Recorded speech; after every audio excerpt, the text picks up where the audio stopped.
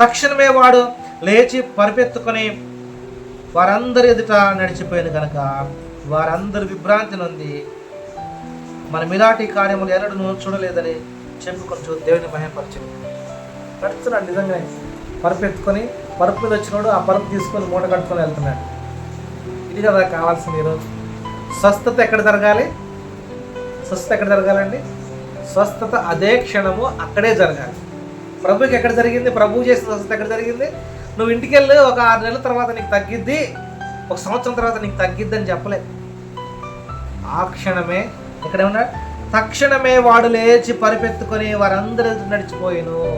వెంటనే మోసుకొచ్చిన వాళ్ళు అక్కడే ఉన్నారు, పగలగొట్టిన కప్పు అక్కడే ఉంది, వాళ్ళు తీసుకుని వచ్చిన పరుపు అక్కడే ఉంది. ఏ పరుపులో అయితే ఆయన వచ్చేయడం వల్ల అదే పరుపు అన్నే తీసుకుని వెళ్ళమంటున్నాడు. ఈరోజు అద్భుతాలు చేసేటండి మనం చూస్తున్నాం. మనము ఇలాంటి కార్యాలు చూడగలుగుతున్నామండి.